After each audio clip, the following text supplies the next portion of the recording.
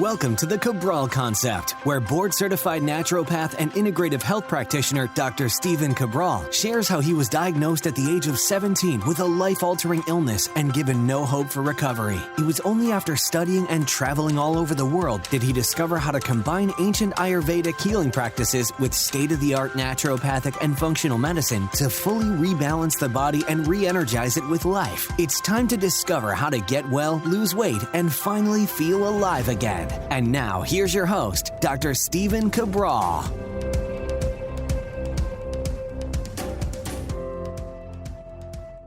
Welcome back, everyone. Glad you could join me here for part 2 of our Cabral HouseCalls. Hopefully you tuned in yesterday. That was episode 2220. You can find all shows at stephencabral.com/podcast. We went over Barrett's esophageal and stomach acids issues yesterday. We also talked about chronic illnesses. We talked about appetite suppression. Let's see what else we talked about. CMOS. We talked about mold exposure. We went over H. pylori and the product HCl. We also talked about osteopenia and using too much vitamin D or calcium, the wrong types of calcium, to build up those bones.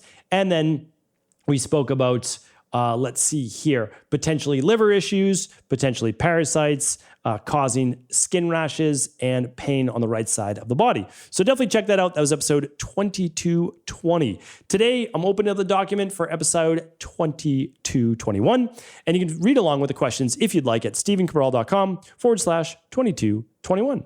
Well, let's dive into today's show. We want to answer as many questions as possible. We typically get to 6 questions per show, and these ones are coming in from January 17th. And yes, I know today is March 5th. We are typically 6 weeks behind in answering your questions, but they are answered in the order they come in. All right, let's dive in. Let's answer some questions. Ryan's up first. Ryan says, is it a sign of something wrong if I'm having air bubbles arise from the toilet water after my stool drops in?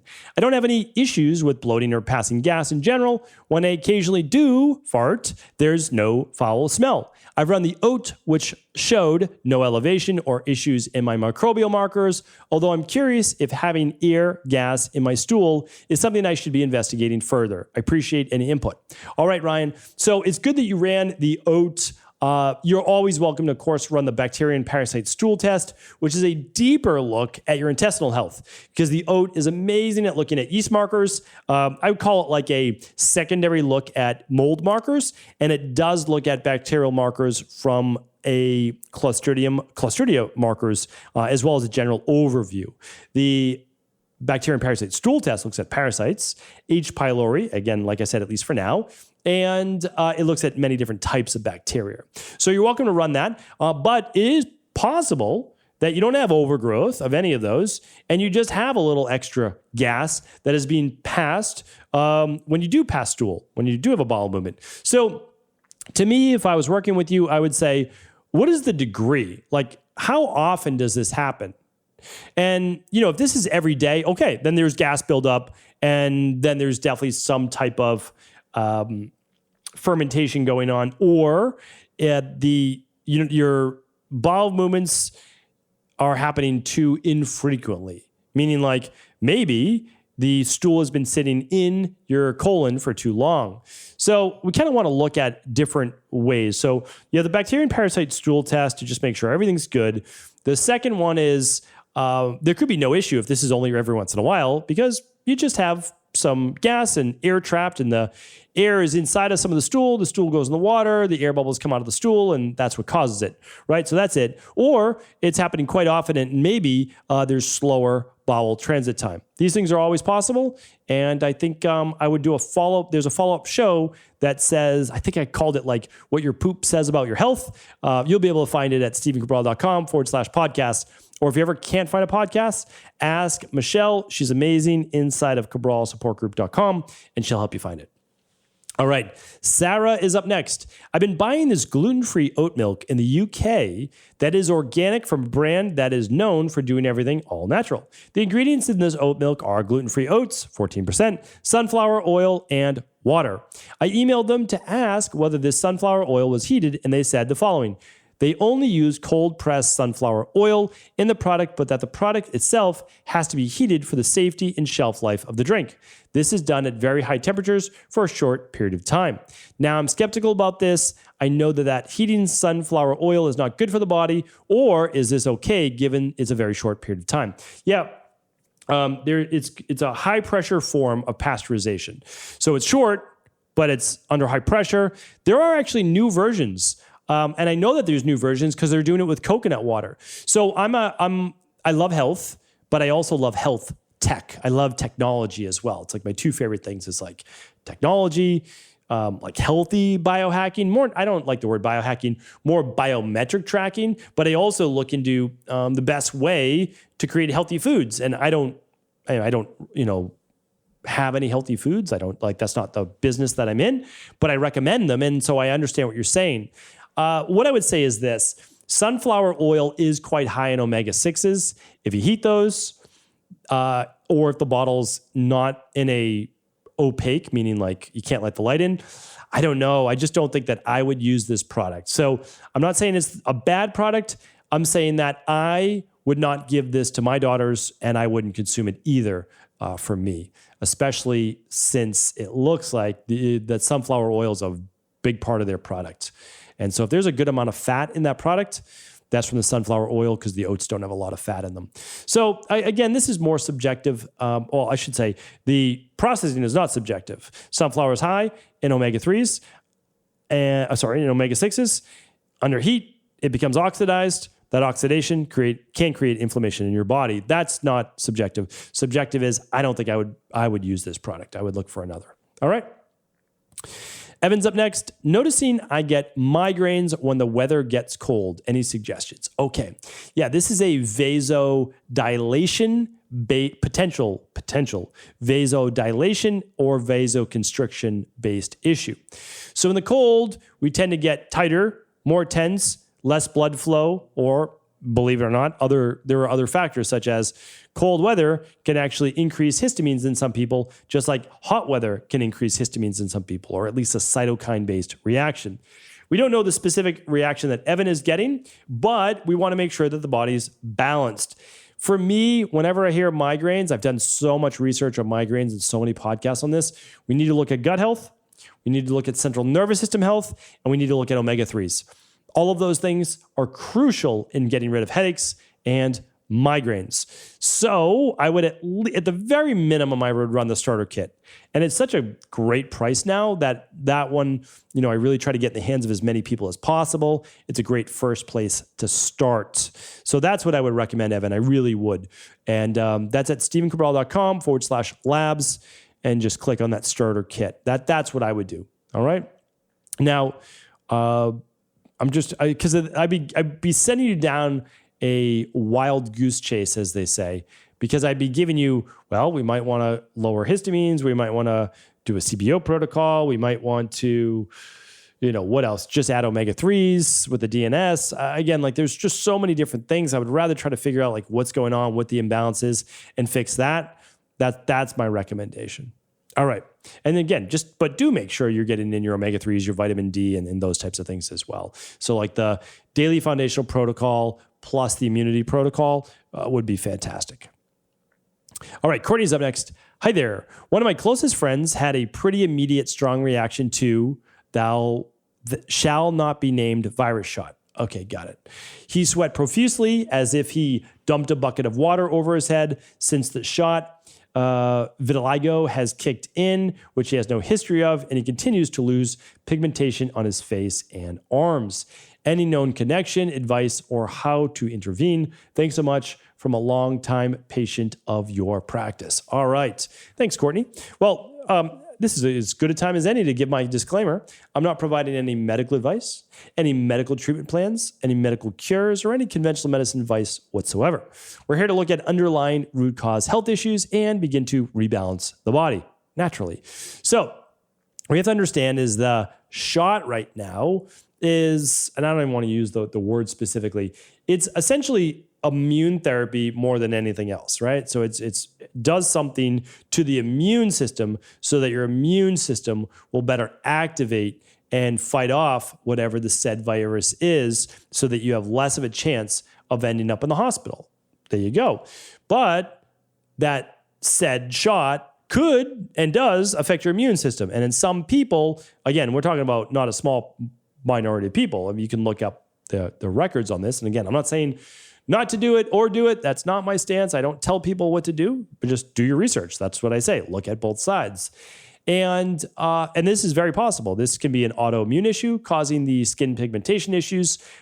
This could be a lack of zinc. This could be other deficiencies that were caused from this. So what do you do? Well, again, in every difficult case, I like to get to the bottom of what are the deficiencies and toxicities that were pre-existing that could then allow for this to be exacerbated. So I run the Big Five. I mean, that's never going to change. I've been doing that now since about 2010, 2011 with people. That'll never change. That's the number one thing to do. Second best thing to do is the starter kit. If you can't do any of those, okay, then you do something like the daily nutritional support, the omega-3s, and the immunity bundle at the very least. That's kind of what we do to just kind of get the body kickstarted with the nutrients that it needs. All right. And then, of course, a functional medicine detox. I should mention that. Okay, that's like first and foremost. Before we begin protocols, we always do a 21-day functional medicine detox if someone hasn't done it before. So Courtney, that goes for you. Evan, that goes for you as well. All right. Renata is up next, or Renata. Hello, Dr. Cabral. I want to thank you for all you do for people, all the time and effort to help as many people as possible. Thank you, Renata. I found you on the Mind Pump podcast, and since then, I'm listening and learning so much. Thank you. Here's my question. I'm doing the 21-day detox. I'm on day 11 now. Well, speaking of the detox, there we go. Everything is going great. Love it so much. My sleep has gotten so much better. I'm learning to drink more water, and I want to keep the meal schedule going. After this detox, I was going to do your CBO protocol, but I'm having a dental procedure in March, and I feel that it would be a waste of time and money to do the CBO protocol. They will remove some of my amalgam fillings and extract one tooth and put me on antibiotics. What would be the best approach before, during, and after? I did the mineral test and candida, metabolic and vitamin test in December. I have some deficiencies like B12 and vitamin C. I think it's from the tooth infection. I'm going to and some bacteria overgrowth. I don't have any issues really, but my body is probably fighting hard. I'm 44, 25% body fat, 148 pounds. Not sure if that helps. Exercise, resistance training almost daily, and have a job where I move all the time. So I'm quite active. I do infrared sauna, higher dose almost daily. Thank you so much. Okay. I'm happy to help. I've answered this question many times, and I'm happy to answer it for you, Renata. And that is, wait until after you do the mercury amalgam. But what you want to do is you want to do the heavy metal detox either concurrently or before your CBO protocol when you have your mercury amalgams taken out and you have that infrared sauna. Do your infrared sauna every day for a week to 2 weeks. Okay. So heavy metal detox beginning 1 week before you take out your fillings, your mercury amalgams. Okay. 1 week before, then keep it going. And then you're going to do that infrared sauna at least the day of you have them extracted. Now, if you're going to take antibiotics and you're not able to do the CBO protocol right away, then you want to use the CBO finisher while you're taking those antibiotics for 30 days. That's going to provide you with the probiotics that you need, the Saccharomyces boulardii that you need, and the Heal and Seal for your gut wall, which is that zinc, glutamine, D-glucarate, aloe vera, etc. Okay, so that's basically the plan. Hopefully that helps. Kareem is up next. If the stool test and the oat do not show yeast and candida, and oral health is on point, tongue scraping, flossing, oil pulling, what would another reason be for a white-coated tongue? Okay. Definitely answered this before, but it's probably been years. So let's answer this. And by the way, people can search for their answer at stephencabral.com/podcast and just play around with the keywords. So like, for example, I've definitely talked about this before, but let's just go to stephencabral.com. We've got some time today. Let's click on podcasts, scroll down one scroll, search for your topic here. Let's type in white tongue. Okay, let's see if we find anything. 1996 is called white tongue. Well, there's your answer. And then we've got one on 1444, one on 590 called white tongue coating. 2115, 1576, 1268. All right, I've answered this a couple times. But the reason why I did that is not because I'm not going to answer it today, but I want you to use that so you don't have to wait 6 weeks to get your answer. Okay, because my answer is never going to change. Like that's the thing, is because these things have already been proven out. And I'll tell you if it hasn't been proven out, I'll say, hey, this is our best guess. This is our working theory right now, our working hypothesis. But when we know, we know. So, okay, white tongue. Yeah, we are typically thinking that it's H. pylori, okay, or it's yeast, or it's then I'll get to what it is. So, have you done a bacterial and parasite stool test to look for H. pylori? If not, you might want to do that because it could be H. pylori, which grows in the stomach. And that then brings me to my full question, though, which is low stomach acid. So a white tongue in Ayurvedic medicine is typically called a kapha-based tongue or kapha-based symptom. And that is because usually it means a cold stomach. The same with traditional Chinese medicine. They say the same exact thing because they're just talking essentially two different languages but saying the same thing. And that means a cold stomach because the tongue is the top of the digestive system. And that typically means weak digestion in the stomach, and it typically means low stomach acid. Now, you might say, okay, well, no problem. I'll take hydrochloric acid, HCl, with pepsin. But if you have H. pylori, you don't necessarily want to do that, right? Because then you're kind of feeding the H. pylori, and it can just, I don't want to put the nocebo effect in anybody's head, but it can cause other issues. So we don't do that. But what else could you do that would be more on the safer side, that if you wanted to just test the low stomach acid theory? Well, you could do 1 or 2 tablespoons of Bragg's apple cider vinegar in 8 ounces of water and sip that through the meal, a little before the meal, some during the meal, some after the meal. And that would help with creating a more acidic environment in the stomach. Or you could do a cup of like decaf hot coffee, or you could do a cup of ginger tea. All of those would help to cut down on the kapha, the cold stomach, produce a little bit more of an acidic environment, and see if that decreases the white tongue. If it does, well, the answer then could just simply be weak digestion, and then you have to figure out, okay, well, why is my stomach acid weak? And it could be then, okay, lack of nutrients that you need to make stomach acid, hydrogen, chloride, the adrenals play into that, zinc, B vitamins, etc. Right? So that matters. And then there might also, again, like I said, be H. pylori. So, again, if it was me, I'd be running, you already did the oat, so I would run the probably minerals and metals test and the bacterial and parasite stool test. And that's what I would do. But again, lots of suggestions, so hopefully that's helpful. Kareem, everyone, thank you so much for writing in. I appreciate you. I'm going to be back tomorrow on our Mindset and Motivation Monday. I hope you've had an amazing weekend. Once again, thank you so much for being a listener of the Cabral Concept. Are you ready to heal yourself and then go on to heal others? If so, the Integrative Health Practitioner Institute can help you discover proven functional medicine protocols that blend the best of 7 different healing disciplines from around the world. I personally share with you the exact handouts and protocols I use in my private practice that enable people to get well, lose the weight, and live longer, stronger. I want to pass this information on to the next generation of health coaches, and that is exactly why I created IHP. We are the future of the health coaching industry, and the skills and knowledge you will learn will make you an in-demand certified health coach anywhere in the world. Although we have many medical professionals taking the IHP certifications, no experience is necessary, and half our members have no previous health certifications. At the Integrative Health Practitioner Institute, our motto is a health coach in every home. Our goal is that you take this knowledge and then share it with family, friends, loved ones, your community, or in a practice where you create a career you love and can be proud of. The global IHP community is filled with some of the most kind and caring people in the world, and we can't wait to welcome you into our world soon. For more information or to set up a discovery call with one of our IHP Health Coach graduates, simply head over to integrativehealthpractitioner.org.